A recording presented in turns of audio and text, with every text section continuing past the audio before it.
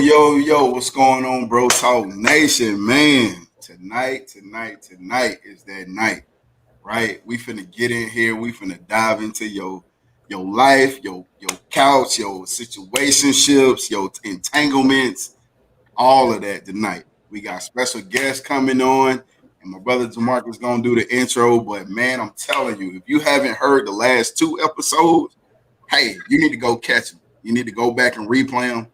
I had to do it, and I got so much field juice to go with the drip, right? So, hey, you know how we do, Bro Talk Nation, man. We just gonna let God come in and do His thing, and hey, let's go. I'm gonna turn it over to my brother, man. Hey, what's going on, Bro Talk Nation, man? Man, I can't tell y'all, I ain't been excited like this for an episode in a long time, but tonight I'm ready to go. All right, listen, let me go ahead and serve y'all the papers and the warrants so we can go ahead and get in your house and sit on your couch. All right, let me go ahead and give y'all the introductions. Y'all already know, like my boy E.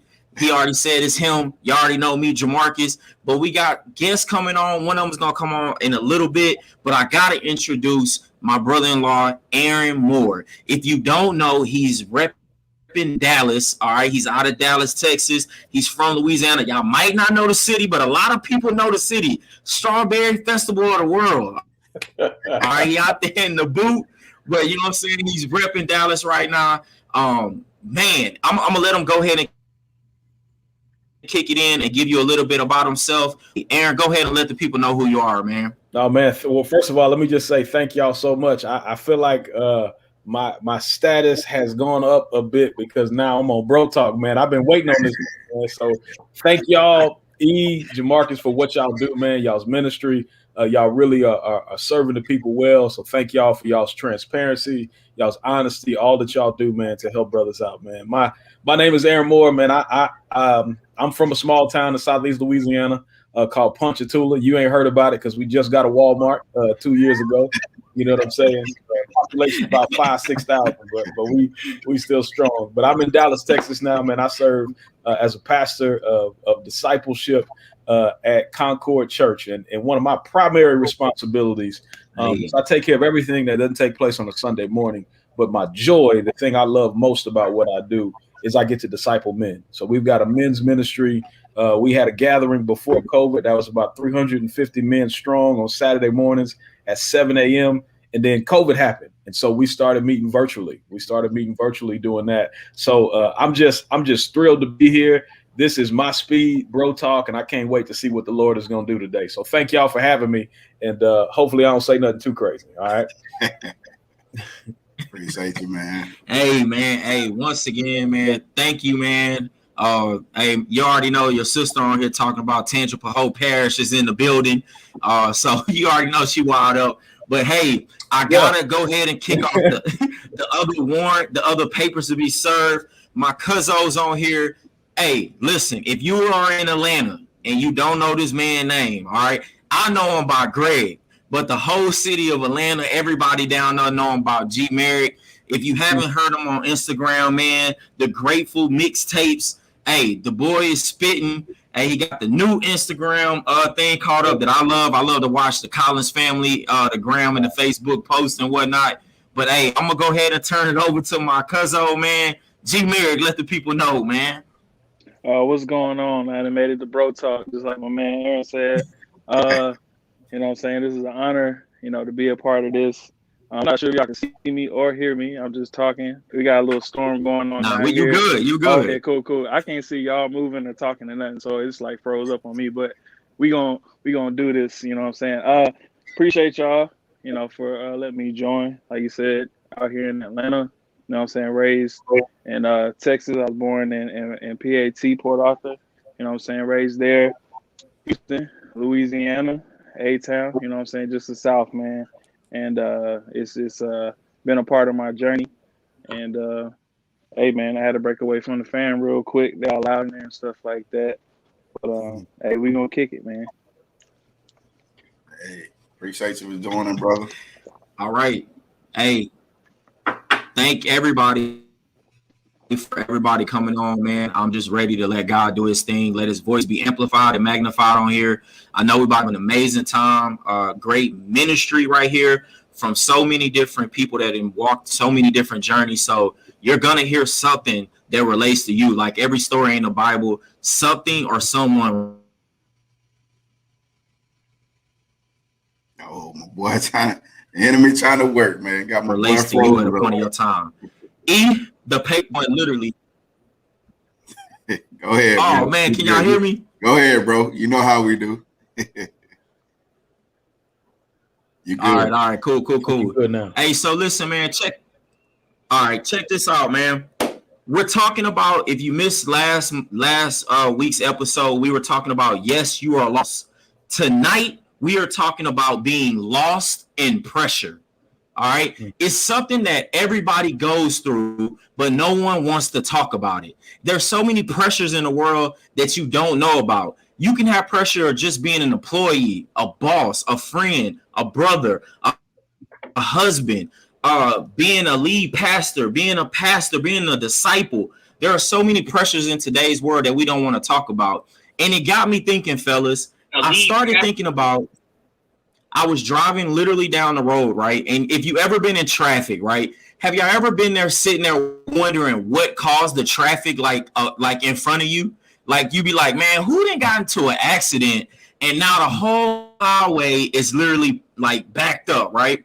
So I'm sitting there and I'm like, man, it's hot. I just got off work. I'm frustrated. And I get to the front and only to find that there's a car broken down. Not in a crash, but it was just a car broken down in the middle of the highway. It got me thinking like, man, that's like a crazy place to like break down there, right? That's like, you would think that you need to break down on the side of the road or somewhere where you're not causing too much like trouble, right?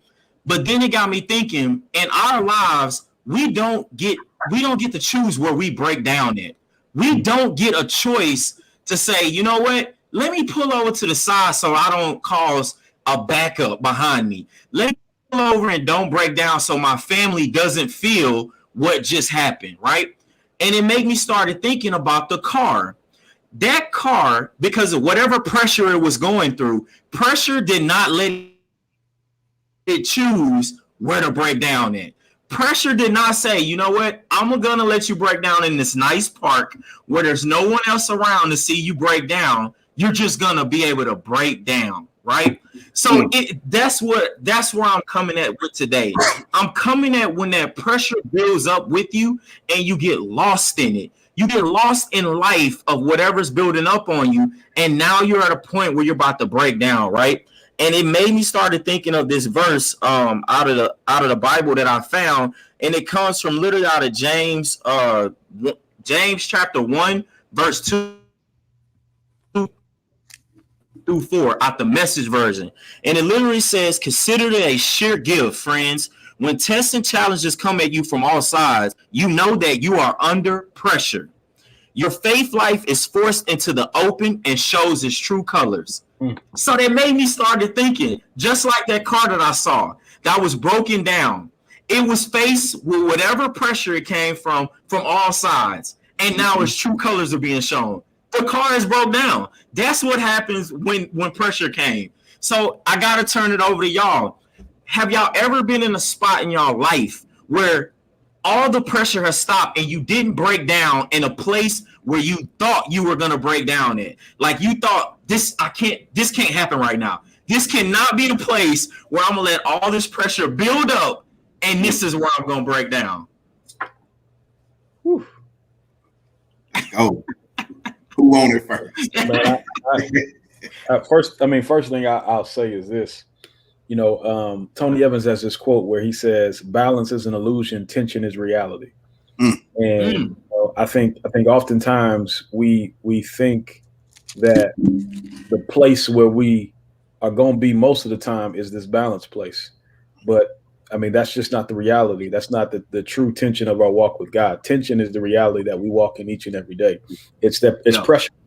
And so in that passage that you mentioned in James comes right out of the gate, and that's the first thing he talks about after he introduces himself. Is he says, count it all joy, my brothers, when. Like He didn't say if. He Yeah. didn't say at some point in time, but he says when. He says when you experience various trials, and the assumption on the table is this: is that it's gonna come. Trials are like they're going to come. They're varied. They're the original language says it's multicolored. You don't know where they're coming from. You don't know when they're coming. But the reality is there is some stuff you get just because you take up space. It's like Yeah. those mailers you get that come to your house that says dear residents. Like you get it just because you take up space. And I think the perspective is, to Yeah. your point, Jamarcus, when you talk about pressure, if your perspective is either I'm going into a storm, I'm coming out of a storm, or I'm in the middle of it right now. If your perspective is it's going to come, then you will prepare yourself for the pressure moment. You will have a way of escape. When the car breaks down, it won't overwhelm you, but you'll start to go into motion to see, hey, all right, I've prepared myself. And if you've been walking with the Lord for a little bit of time, you will say, hey, this ain't the first time I've broken down. And you'll Hey. look back and say, hey, so what? Because as that text goes on, he says, count it all joy when you experience various trials, because you know that the testing of your faith produces endurance. And when Mhm. endurance has its full effect, when it's worked this thing out, it's gonna make you complete. It's gonna Mm. make you whole. And That's good. I think that's the perspective that we had gotta have, is that pressure isn't just designed to take us out, but actually it's designed to take us to a place where we're prepared for whatever comes our way. Man, that's good. So yeah, man, I I love the analogy of the car, because you don't know when it's gonna come. Like you know, You like don't. you know, I'm just saying, like with you like in college, right? So I had this class, right? This physical science class. Yeah. It was two parts of it. It was a lecture and it was a lab, right? And so your boy was skipping the lecture, but when I went to that lab and they had them Bunsen burners I had to turn on, I had to figure out what to do there. I ain't read no book, I ain't been to class, and so I didn't know what the heck to do. God works the same way, bro. He gives us time. He gives us so much time in lecture. He wants you to be in your word. He wants you to spend time with your brothers in Christ. He wants you to spend time at church. He wants you to really internalize these things, because the lab is coming. Like you're gonna have to put Oh, that I thing, like that. and you don't know when it's coming. That's the thing about it. So, not to be long winded, man, but I thought that was dope, man. That's a great Yeah, analogy. Hopefully that I like helps. that. Yeah. That's good stuff. No, that's good. That's good. That's good. I like how you said before I turn it over to Greg, man. I like how you said you use the analogy with the lecturing lab, right? Because everybody skips the lecture, like, man, I don't need that, man. Let me just get to the lab part, and everything will work out. But the crazy thing is, you miss the entire instruction in the lecture. So when you get to the lab, you know what? You're behind the class. People are already ahead of you because they heard their in instruction. And it's the same thing with life. Like, all of our instructions are in the Bible: how to be a parent, how to be a husband, how to be a wife, how to love, how to get through everything. And when we miss those lectures is when we show up to the lab of marriage and be like, oh man, I'm behind a class. Mm. And that's where you find yourself. I like how you use that one, man. That's a good one, man. Hey, so G Merrick, man. So like, yeah, like, so with the pressure of, like how we just talking about with the car and whatnot. Have you ever found yourself in the same like way where you didn't get to choose where you broke down at, and it was something new? Breaking up a little bit. I think I heard what you said. Um, Kind of piggybacking off, like what he said, and my, experience going through, what I went through. It just kind of seemed like you don't really. I didn't have a choice of, where, you know, what happened to me. You know what I'm saying? It just kind of some things just like happened, and I couldn't like really prepare for that particular experience. Um, I know that we all go through certain things, and sometimes you try to prepare yourself, spiritually and mentally to go through trials and tribulations, and sometimes that journey is just hard. Like for me, I went through cancer twice, and trying to I think the first time I went through it, I was spiritually a little bit more like prepared for it. You know what I'm saying? I was very optimistic. Um, went from, chemo every Wednesday, and then I went home, then I went through remission, and then a year later, you know what I'm saying, I'm not feeling well again, so I'm just thinking, this can't be this again, you know what I'm saying, but then end up turning being, something more aggressive and going up another stage. So, and it, coming back fast. So it's just like I got my faith just tested, you know what I'm saying? And it was a fight through that whole thing, man. I didn't know whether what was gonna happen, but I had like a spiritual mind state, or how I felt in my mind. I was just like, either way, I'm going home. When I leave this hospital, either way, I was like, I'm going home to be with my wife and kids, or I'm going home to be with God. And that was the outlook I had. No, I like that. Either way, I'm gonna be peaceful. I'm gonna be happy. So I took it upon myself, instead of moping around IV pole, walking around these hallways, just feeling like just complete crap, and just trying to think about like my kids every day, because I couldn't see them like that. It was FaceTime, just kind of like what we're doing. It don't do it justice than actually seeing the person, in person. And I just felt like, and then I'm going through these things and trying to think like, hey man, I feel like time is being taken away from me, because I'm sitting in the hospital, I'm looking on Instagram and stuff, and kind of seeing stuff go on, and like, oh man, I should be doing that. All you build up, different spirits kind of pop in. You start doing comparison. You start, living a whole bunch of stuff to kind of creep in. And while I was there, I don't think that's not what God was trying to get me to do. He was trying to get me to focus on, like, what was my joy? Like, if this is like my remaining time, like what's the joy? Like, what is it all for? Like, what? Wow. You know what I'm saying? And my wife was there during the whole time. Is like, she never did leave, and if she did leave, she made sure somebody was with me. And I feel like me coming out of that, it just kind of like I just got broken down all the way down. That type of pressure, being broken all the way down. It's almost like, when you go to them fairs, or you go to like a concert, and they give you like the little lights with the little necklaces or whatever, but you gotta break that junk, man. Break that junk, and then it light up. You know what I'm saying? I just felt like I was broken all the way down, so I can come out there and just like shine, and just be like just be a light. That's what I want to be remembered for. If I go today, I want everybody just to remember, yo, G, he was a light. You know what I'm saying? Like, regardless of what he was going through at the time, I'm still show you God. You know what I'm saying? And we go through all this pressure, man. We come out gold. We come out diamonds, man. And I think that's, yes, Lord. Man. Anyway. That's good, man. Hey, you said something, man. You said something. Pressure busts pipes, but it also makes diamonds, bro. Man. Yes, sir. It also makes diamonds. So I love that. Break it to activate it. I like that. Hey, E, go ahead, man, because I'm already ready. Go ahead. Hey, man, bro, when I say I got chills from the both of you guys, man, this is when God's presence is in the room, man. I don't get chills from like hearing somebody made millions of dollars. When I hear testimonies, that right there, if you don't know God, like on a personal level, know that when a person gives you a testimony from one-on-one encounter with God, that's the miracle. See, we looking for things to change, but the testimony, that's what gives your faith. Like, you stopping at Buc-ee's to get a fill up, right? If y'all don't know about Buc-ee's, it's a big gas station.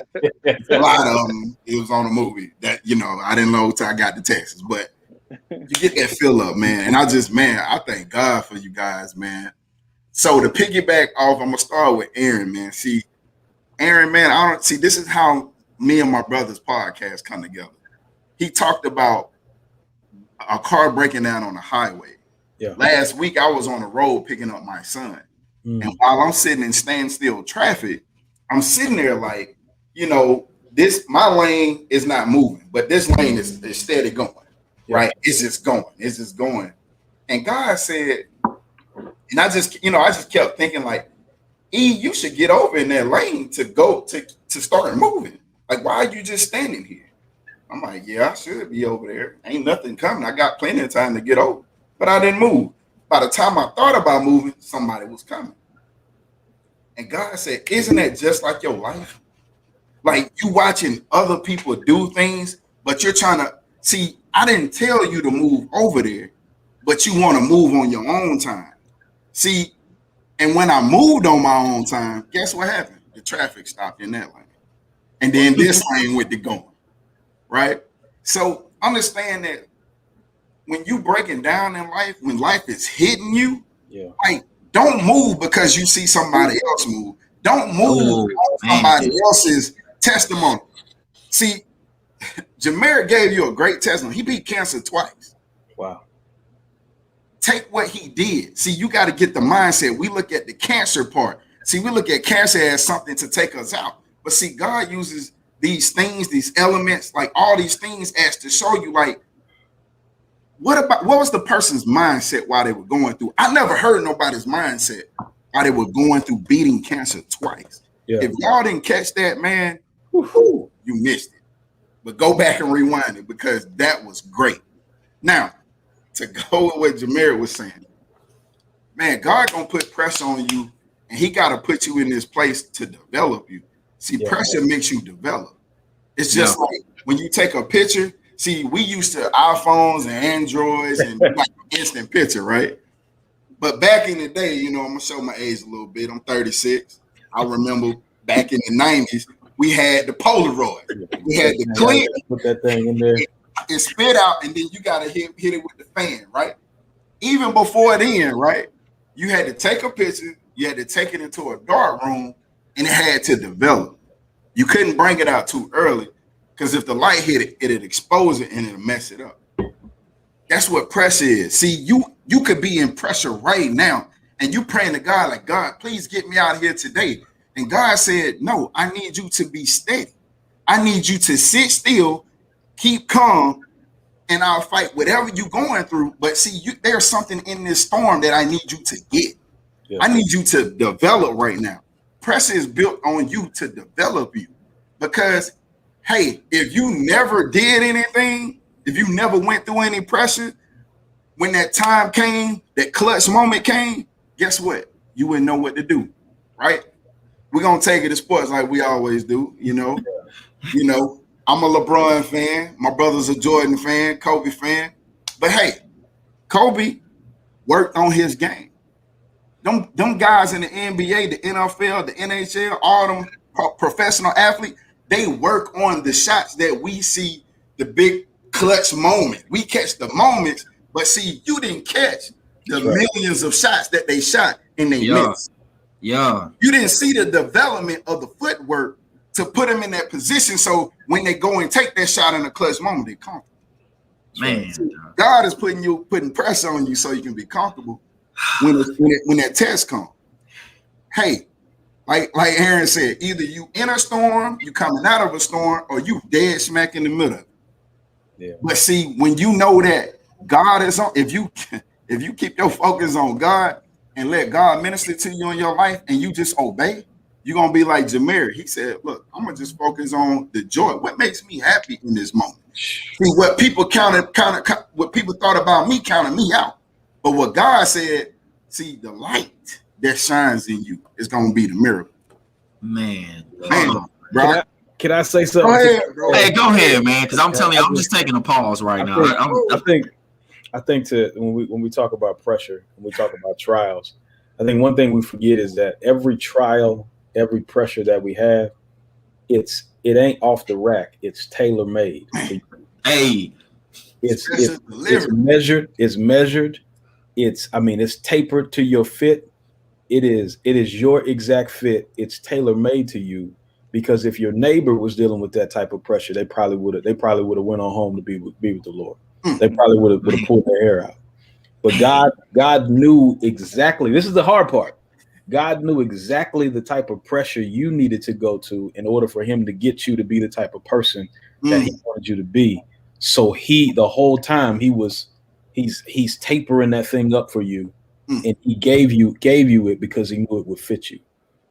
And then once you outgrow that thing, he's got another one for you to get you to the. I mean, that's what God does. That's literally what the Lord does. You know what I'm saying? I was clowning around. You know, my son, he's only 2 months old. I was clowning around, and I'm holding him, and I put my hat on his head. Right? He can't fit that. But one day he'll be able to.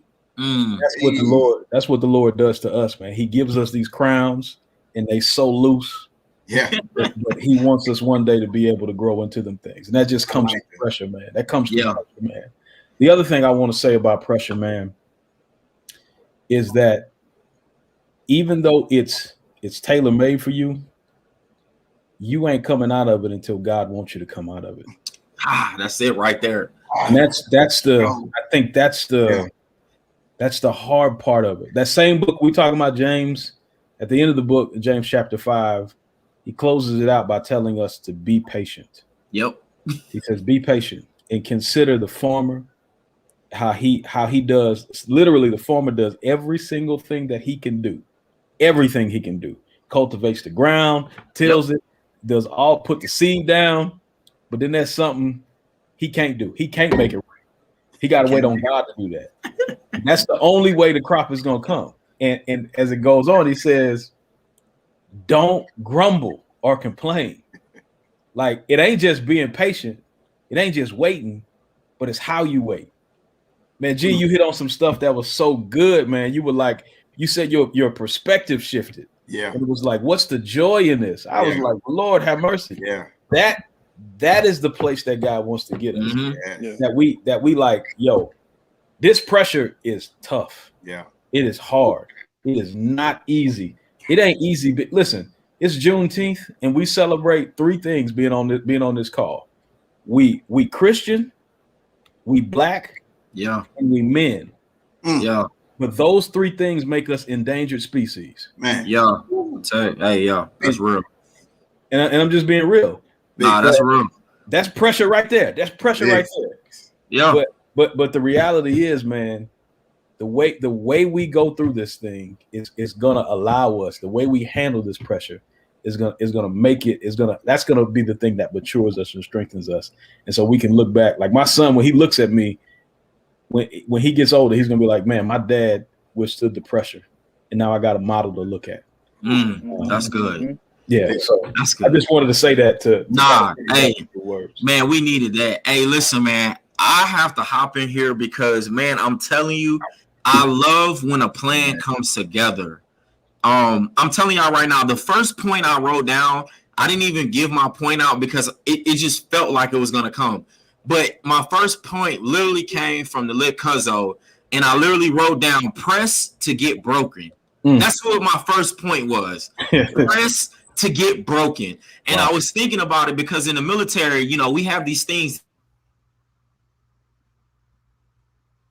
these chem lights, and we use these chem doing evolutions or like special things, right? And the way we activate it is just what my wife wrote in here. We had to break it. We have to break it so we can see.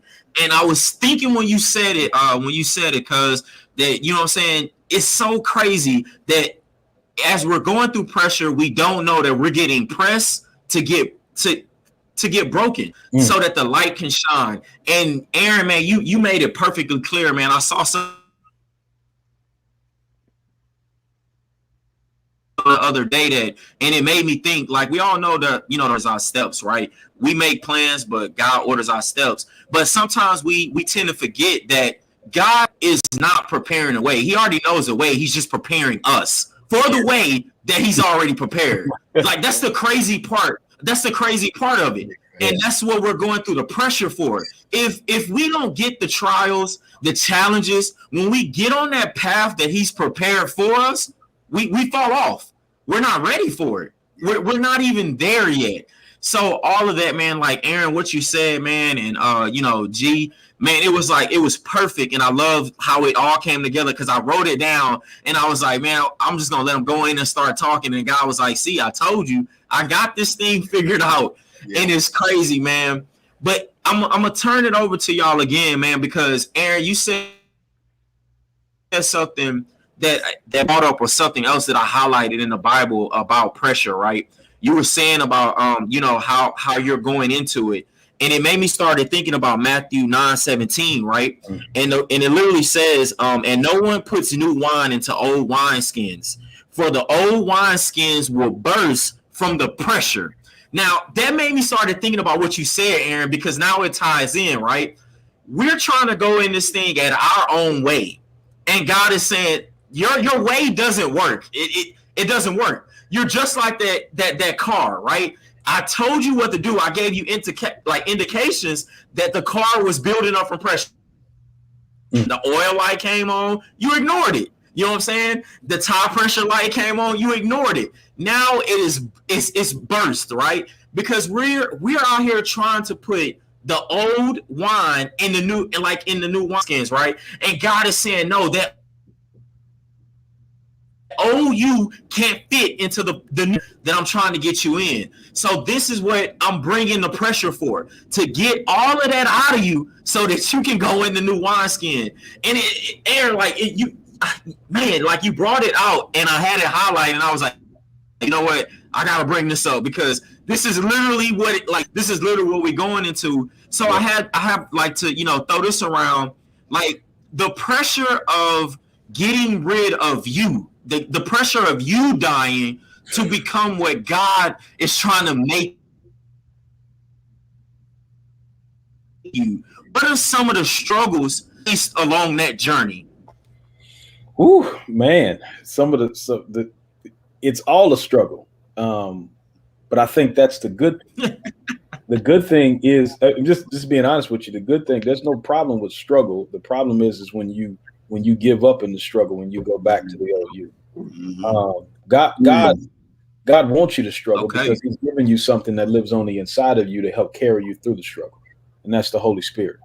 And I think that the whole thing, sanctification, is this process where you go from being a spiritual baby to a spiritual grown up. And as you going, the way it works is it's the reverse of the natural order, right? And like my son, the older he gets, the less independent on his parents he's going to become. But us as followers of Christ, the more mature we get, the more dependent upon Christ we're going to be. And I think that the pain and the pressure comes in is when I have to relinquish what I thought I had control over and to let God invade that area of my life. That's always where the tension is for me. Always where it is. When I remember when I was 21 years old and I was wrestling with my call to ministry. I remember where I was in that space, right? And I remember what it was like to fully surrender, to be fully surrendered to God, but to still have a whole lot of foolishness in my life that I needed Him to invade in. And so literally, man, it was like he just started chiseling that thing away. And so the hard part is, the pressure is to take your hand off of something and let God control it. That I mean, in everything, whether it's your just get real, whether it's your thought life, whether it's your old habits, whether it's old places you used to go through to, whether it's relationships you got to kill, whether it's because you got to plan not to sin. You can't, you'll never make a decision in the moment again. Like you got to plan. You'll never make the decision in the moment. If you wait till you in the moment, you've already lost. Like I remember when I was discipling this dude, man, I was a youth pastor. He would say, man, Pastor Aaron, I struggle every time I get in the car with her. I can't keep my hands off of her. I say, hey, bro, I got a solution. Don't get in the car. Like that's the thing. Don't get in the car, right? And that is, to me, that's been the hardest. That's the hardest thing about that pressure of going from the old me and trying to allow God to shape me into who He wants me to be. And that shaping doesn't end until we in glory. You ain't fully sanctified until you get to heaven, right? Yeah. The more it's this relinquishing of control and giving it to God. And I'm gonna tell you. Here's the good thing about all of that. Every time I've given something over to God, He has blown my expectations. You know, I tell people all the time. Sometimes we talk about pressure. Sometimes God has to break your heart just so He can blow your mind. Oh, that's good. That's good. And my heart has been broken because of some things that I wanted that God said no to. And then I look back and that thing comes full circle and He gave me something that was 100 times better than the thing that I thought I wanted. Man, that's good. Yeah. That's So good. that's the tension for me is letting that thing go and letting God have it. Yeah. Okay. That's good. That's good. G Mary, you want to hop in there?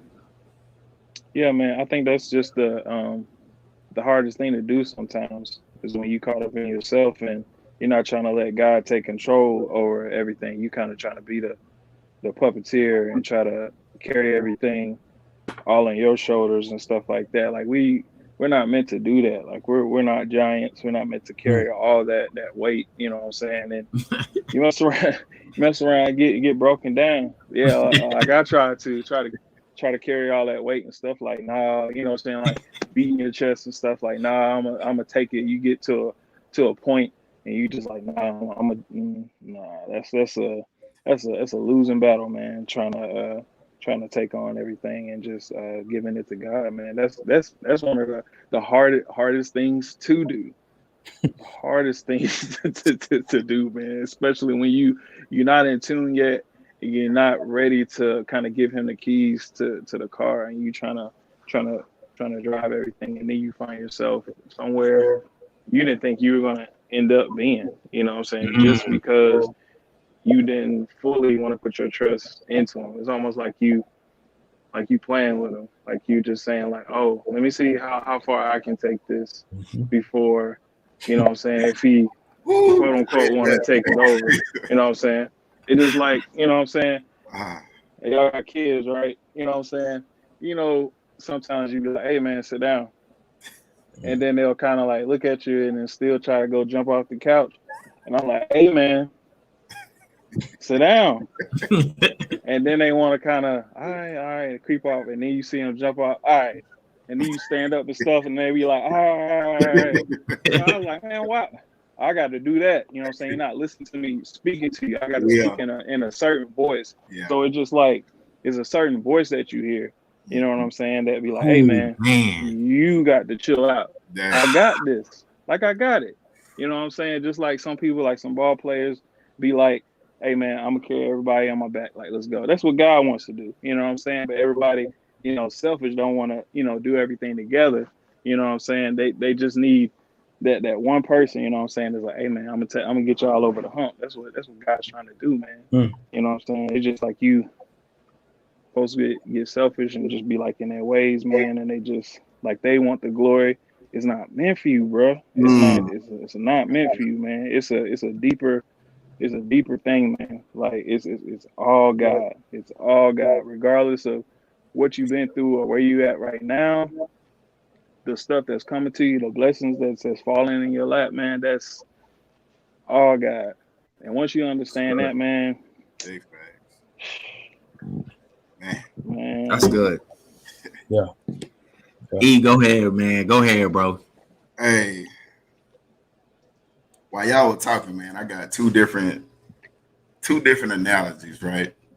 You know me, I like to make things live so people can see it. You know, we as unreleasing Christians, we got to see something tangible before we can let it go, right? So, all right, first thing came to mind when Aaron was talking, man, was when your car was ever broke down, right, and you called AAA or whoever, right, the tow truck got there.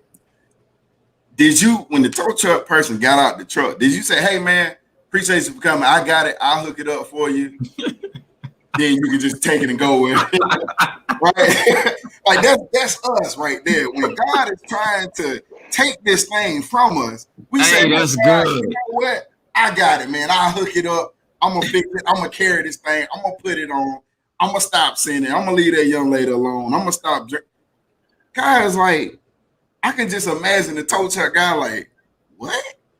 You know what I'm saying? You call me.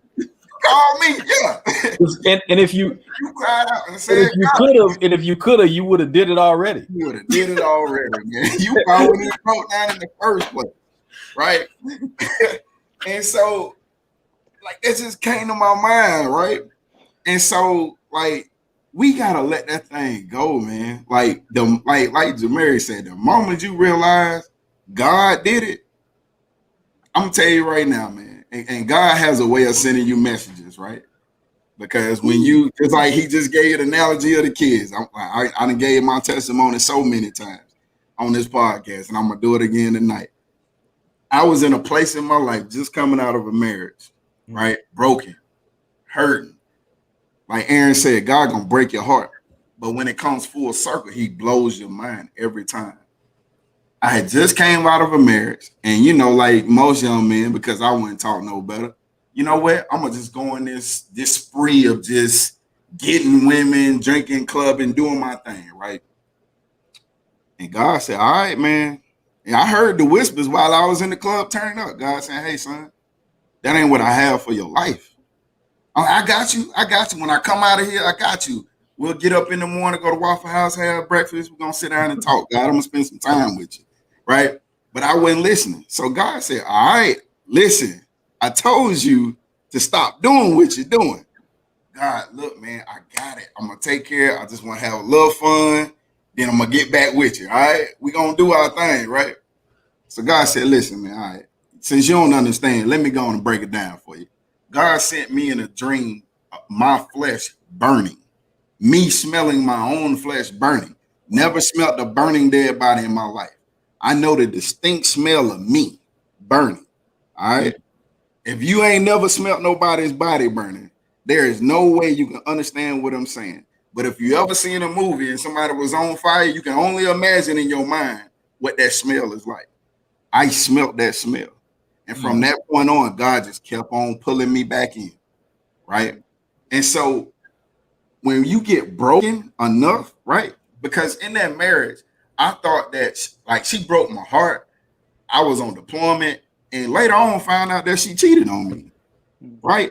So God knew to not put me in that place. He put me in Africa and not in Norfolk, Virginia, because I would have did something that would have took me away from him. It would have took me off track of my purpose. Yeah. See, the pressure would have been on me to react to the way the world wanted me to act, or the way that them spirits would have been talking to me like, "Hey, man, you ain't gonna take that, are you? You should go do something about that." See, come full circle. God said, "Look, man, I already knew that was gonna happen, so I took out your life for a reason." So you gotta understand, when everything, like it says in the word, all things work together for the good. Yeah. All things, all your pain, all your depression, all your hurt, all the lies that people done said about you, all the backstabbing that done happened to you, all the love that you didn't get, all the abuse that you took, all things work together for your good.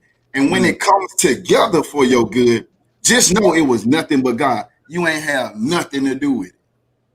So quit trying to be like Kevin Garnett on that commercial and going down the court with everybody on your back. You can't walk with that, man. Right? You can't. God said, "I won't put no more on you than you can bear." But us as Christians, we sure pick up more than what we can bear. Yeah. Right there, bro. Taking notes, man. Hey, man. Okay, listen. Oh man, it's like point two just coming. Like I don't even understand. Like, this is the crazy thing. Like I said it in a podcast, like in the past. Don't try to understand what God does. Just stand on what God does. Like, our understanding is never gonna hit him. I know in the Bible it says even like the devil and enemies themselves are trying to understand what he's doing. So stop trying to understand what he's doing and just stand on what he's doing. Like, if you're not catching what they're saying, I'm gonna break it down in another reference so you can see it, so you can understand it. They say, like, if pressure in a tire is too high, the less the tire touches the ground. Now, I want y'all to understand that if the pressure is too high in a tire, the less the tire touches the ground. So if the pressure is too much in me, the less of me touches the ground. That's how we go through. I'm giving y'all something right now so y'all can so the people out in Bro Talk Nation can catch up with this, right? And then they say, as a consequence, your car will bounce around the road. Aaron said something earlier, and he touched on it too. Pressure, if we let it get too high and we take God out of it, we bounce around our purpose the entire time.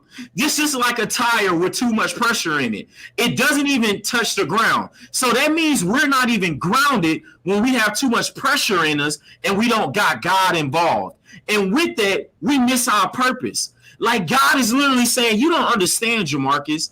This pressure that I'm putting you through is to get you to your divine purpose. I don't care about you being here and there in the military and being high and mighty. That does not turn the lights on in the kingdom. See, like God's whole walk of this is, what are you going to do for me in the kingdom? All I care about is you in the kingdom. And that's what the pressure is for. Because all pressure is not bad pressure. There's good pressure, right? I like to think of it as a pressure cooker.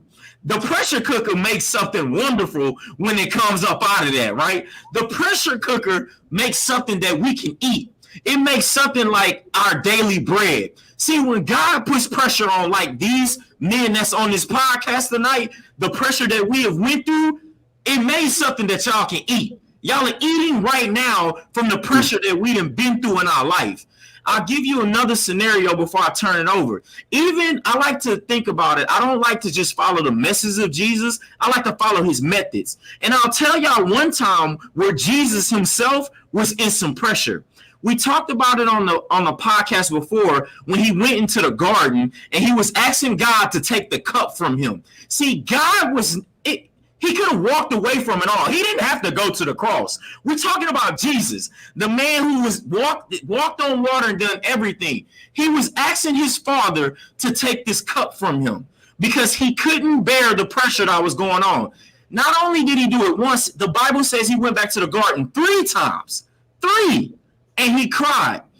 I told you this while we was at work. I started thinking about that cup. I started thinking about what cup means and what happened with Jesus in that moment. Jesus, his cup, he got confidence under pressure. See, the cup was the confidence under pressure. That's what I got from that story in the garden, that Jesus was asking for confidence. See, with me, and I'll give you a testimony right now, in the pressures in my past, I never had confidence. When I felt pressure building up on me, I wasn't confident that I can be better than the pressure. I would go ahead and lay down and fall out of my struggle and say, Jamarcus, you're not good. So I would lose everything in that moment. But when I started reading about that and I started looking at what Jesus did, he got powered up in the garden. See, sometimes you're going to need to pray more than once. Sometimes we pray once and be like, you know what, I'm good. And God is like, no. You got to come back to me. I need you to come back 3 more times. I need you to get this confidence. I need you to get this angel the same way that went to Jesus to come give you that power up, that confidence in that pressure. So I wanted to turn it over to y'all because I started thinking about that while y'all were talking about getting confidence under pressure. And I wanted to ask y'all, what are some of y'all ways to be able to get that confidence under pressure so that y'all can share, especially with men with us, because we have a lot of pride. And sometimes we don't like to ask for help. Sometimes it's hard for us to go to somebody else. But what are some of those things that y'all use to get that confidence under pressure? Simply think about what he done already brought you through. I had to continuously kind of think about what he already put me through. That way I can be grateful for it for when things arrive or when things is good. You remember when it was, not going the way that you quote unquote wanted to go. I just think simply just thinking back on times where you were going through it, and then when the next thing arrives, like you're just like, okay, I went through that, and I'm about to go through this, but I'm prepared for it. Like I'm good. Like it's like he with me. Like I'm ready to fight through it. Like Mm. it's nothing that like if I didn't went through that, you know what I'm saying? Like I can go through this. Like it's gonna all be good. Like you're gonna feel, pressure, you know what I'm saying? But it's like I almost at this point now, like I welcome it. Like I just like, like come with it. You know what I'm saying? Oh, Like that's I'm ready. good. Like I got, and the thing is like I'm not doing it alone. You know what I'm saying? When you going into a battle, when you go into a fight, man, and you trying to go at it by yourself, you know how that's gonna end up. But when you got like a squad, man, when you got like some folks that's covering you, man, that's praying for you, that's building you up. You know what I'm saying? You got some friends that kind of hit you up, you know, accountability and stuff like that.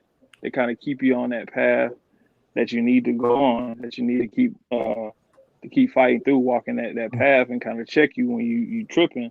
You know what I'm saying? I think those are great things that you need um to stay confident going through, pressure. You know what I'm saying? Just knowing that, hey, if I slip up and I fall, somebody there to kind of pick me right back up versus to, you know, kick you down. You know what I'm saying? Because I'll beat myself up. I'll beat myself up. I ain't got to worry about nobody coming to beat me up. I'm gonna beat my own stuff up. You know what I'm saying? I just I need, you know what I'm saying, that accountability, that brother to kind of pick me up, man. Those certain things, man. I think we use to go through the pressure, man. Man, that's good. It's dope. It's dope.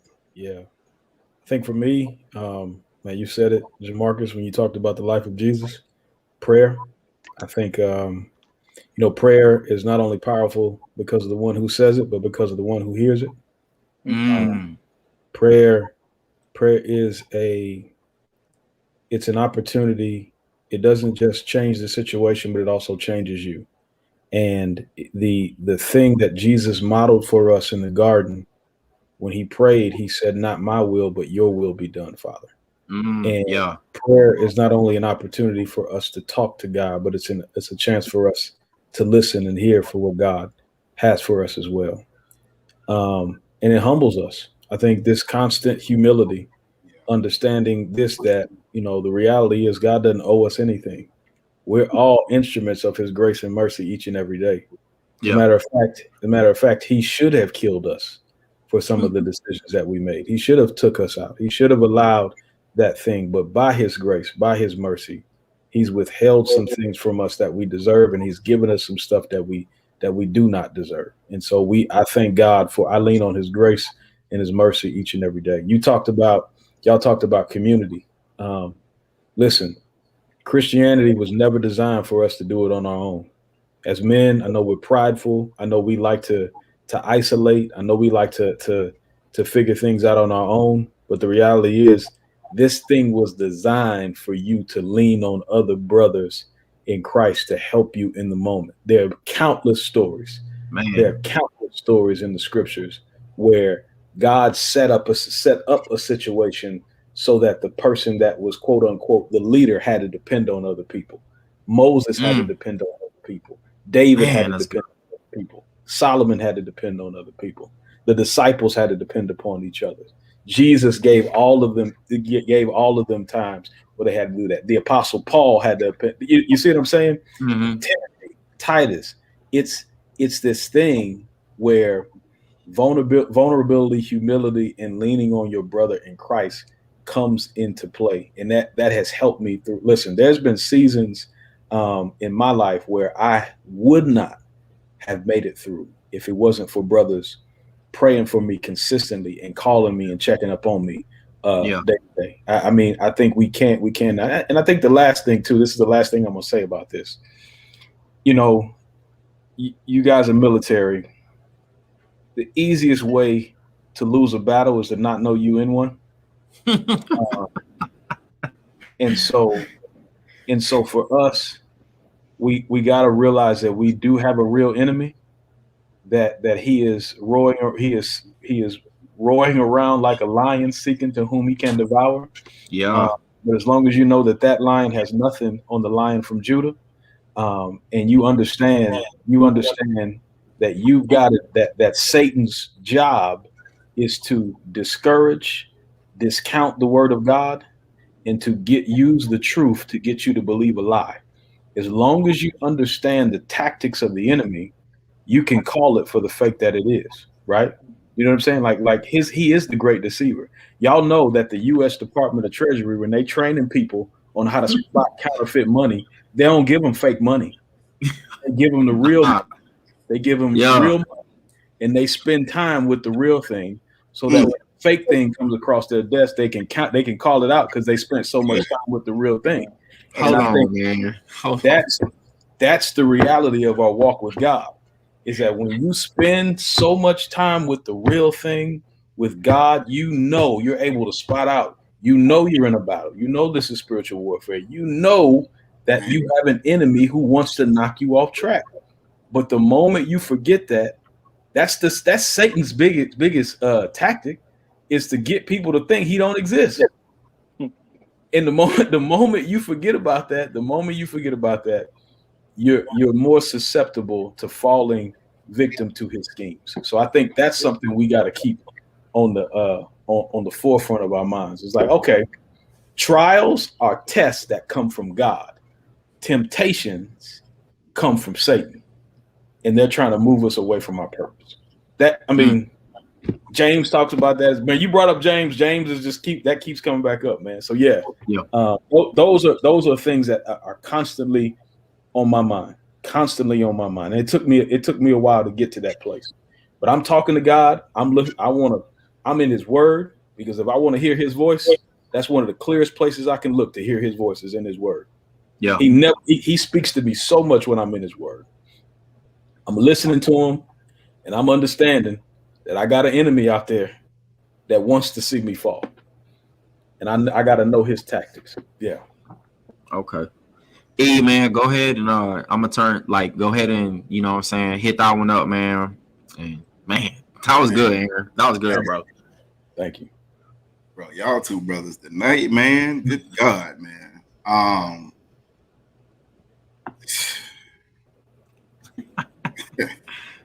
Hey man, let me tell you something, man. I'm gonna bring it full circle today, man. The enemy tried to get me today, right? I was sitting there with my son, was getting ready to head out the door for the day, and for some strange reason, you know, I got to talking about his haircut and stuff, and he got to talking about his mom's fiance, and just talking about how, you know, he did a good job on my haircut, and I'm like, well, son, I know how, you know, when you know how something's supposed to look, it's like, well, I mean, he tried, but it wasn't how it's supposed to be. And like you said, Aaron, the enemy has a way of using tactics to start whispering little things in your head. It was like, oh, he trying to replace you as his daddy. Oh, he don't even look at you as his daddy. And, you know, my son kept talking back. So then he tried to use my son to, you know, to keep talking back. And just like Jamari said, hey, I said sit down. I said to stop. You know what I mean? So, you know, when kids get to talking back, it's like, hey, I don't need you talking back, just do what I told you. And they just keep going for some reason. So as we were walking out the door, man, I got in the car and, you know, turned the music on. I just said, you know what? No, not today. Nah. See, you trying to use my child against me. You trying to whisper a lie to me because he don't understand what the whole entire situation is. He's never been an adult. So he don't understand exactly what I'm saying to him. Mm-hmm. He just knows, as in a child's place, what's going on. But me as the adult have to recognize and realize where he is. And so I can't get mad about a situation that's the lie. Because what the enemy tried to say to me was, he trying to replace me, but you can't replace DNA. God made me the shepherd of that young man in there. So there's no way to replace me because it was already written. Mm-hmm. I think Jesus said the same thing to the enemy when he came up out the water after being baptized and got tempted in the wilderness. Yeah. Because the enemy tried to use the word against Jesus on Jesus. And all he said was, it is written. My father said this. See, I had to go back to my father. And in that moment when just like you said, when you spending personal close relationship time, that's just like any relationship. If you spending time with your wife, y'all gonna have a closer connection. If you spending time with friends, you're gonna develop into best friends. If you spending time with your kids, you're gonna have a great relationship with your kids. God is the same way. If you spending close relationship time and not just any little time, because hey, fellas, it's Father's Day tomorrow, but if you don't spend no quality time with your wife, you ain't getting no gift. You know what I'm saying? Your kids ain't gonna even think about you. All right, you're gonna get a pack of socks, all right, because you ain't spending no close relationship time with it, right? But when you in close relationship with God, this is where your confidence is built, because then you know that every day a test is coming. That's why he told you put on the whole armor of God. Yeah. The whole armor. Don't put on just the hat because your body gonna get shot up. Mm-hmm. We with us in the military, we're not going into a fight with just a gun and a hat. It don't make sense. You're gonna come back in a body bag, right? The enemy works the same way because he's looking to see what piece of equipment you are not equipped with. Are you equipped with your own thinking, or do you have your guide and your manual to help you get through every situation that's gonna ever happen to you in your life? See, your life was already written out. God knows the beginning and the end, Alpha and Omega to your life, right? So I had to go back and say, you know what? Hey, that was a good trick. You almost had me. But here's what my father said. That's my son. I'm the shepherd to that sheep in there to lead him back to God. So whatever you trying to say right now, see, this is the time that I spend with my son for the summer.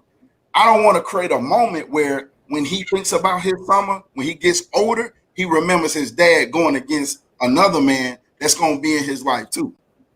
Then I look like what the enemy says, because then the enemy is going to start speaking to him.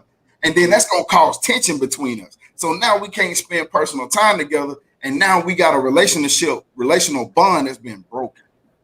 See, it ain't always a set out way that the enemy works. He tried all kinds of different. He's like Mortal Kombat. He got a combination to everything. If you that person that gets stuck doing the low kick like with Liu Kang, that was me. I couldn't play Mortal Kombat. I had 2 or 3 combos. That was it. But see, as my journey in this walk with God, I had to go back into the command list to get the rest of the combos, right? To start back speaking to the things that God said and not what the enemy says. Yeah. Right. So understand that, man, when that pressure get on you, man, like, hey, don't listen to what you hearing up here, but God said be renewed in your mind. You got to spend time with God. You got to fill your mind up with God. You got to fill your heart up with God. You got to fill your time up with God, because all of that is filled up. You ain't going to come. It's hard to sin. I'm not saying it's impossible, but it's going to be real hard for the fellas out there that still deal with looking at young ladies and still chasing them. It's going to be real hard for you to sin and go into sexual sin and any other thing that may come your way. It's going to be hard, man. So, yeah, that's it, man. Hey, man. So we done broke the hour time. We done already hit up a lot in here. I know y'all probably tired of us sitting on y'all couch, but hey, I just gotta say, man, first and foremost, all glory and thanks go to God. But I do want to say thank you to these 2 godly men that are on here right now. You know, I've watched each and every one of you, and man, took down a lot of notes, tools in the toolbox. Wisdom has came from y'all, so I'm very thankful to God and put something in y'all life that put pressure in y'all life that y'all have overcome. And I'm letting y'all know I'm eating off y'all daily bread just as much as well. So I am very thankful for Aaron and also G Merrick, man. Like I said, man, if y'all don't know, follow him on the gram, follow him on Facebook. If you all out in Dallas, go check my brother Aaron out in the church. If you in Atlanta, man, hit up G Merrick. Go download some Grateful Tape mixtapes. I just want to make sure and just let you guys know I'm thankful for y'all, coming on, blessing Bro Talk Nation with these words, with all this sauce that came on tonight, man. Man, it's been good, E. It's been good. It's one for the books. Yeah. But hey, I I'll turn it over to y'all one last time if anybody got anything to say, and then we're gonna be out. Yeah, man. I just appreciate y'all for having me on here. And it won't be the last time, you know what I'm saying? Y'all got an Yeah. awesome thing going on here, man. And it's gonna spread like wildfire, man. I just know it. And just keep at it, man. I know sometimes we get, discouraged sometimes in the Yeah. moment, Thank you. but one thing last year showed us, man, it had us sit down and kind of had us like facing our fears like dead on, like it was right there. We couldn't go nowhere, man. And I just think like moving on forward to progressing in the years, after this, man, I think it's gonna take off, man. It's gonna be awesome, man. I appreciate y'all, man. It was an honor, man, to kick it with y'all. Yeah. Thank you. Likewise, man. So grateful for the opportunity to come hang out with y'all. Whatever y'all need, y'all know I'm available. I hope this ain't the last time. It was an incredible time. And listen, y'all keep letting God use y'all. There are so many brothers that are waiting to hear what God is doing through y'all, that need to hear y'all. The line is long of brothers who you don't even know are waiting to be impacted by your ministry. And just know right now, even when the enemy tries to discourage you, the line is even longer of brothers who have been impacted by your ministry that you don't even know about. And so continue to not grow weary in well doing, continue to hold up the bloodstained banner, and continue to walk in your purpose and what God has called y'all to do. Because eye has not seen, ear has not heard, nor has it entered into the heart of man what God has for you. So yeah, just continue, and don't listen. Don't let the enemy gain any ground, man. Y'all keep repping the Savior. Appreciate y'all. Sir. All right. Hey man, it's been another great one. Again, we thank you, great men of God, and just for blessing us again, man. And thanks to my brother Jamarcus, man, for letting God use him to say, hey, bro, let's do it this weekend, right? Getting started, because we didn't know what we were doing, but we just went. And as you can see, when you feel with God's purpose and the light that He put in you, man, He's just gonna ordain and order every step. So, hey, don't let pressure create fear in you, right? Fear is a lie of the enemy, right? God ain't put fear in no scripture in the Bible that spoke on His name, right? Because He ain't got no cap on His name, all right? So, hey, happy Father's Day to all the great fathers out there. Hey, man, continue leading your kids, the sheep, being the shepherd. Hey, let God use you and be the great father that God ordains you to be. So, hey, salute to you guys, man.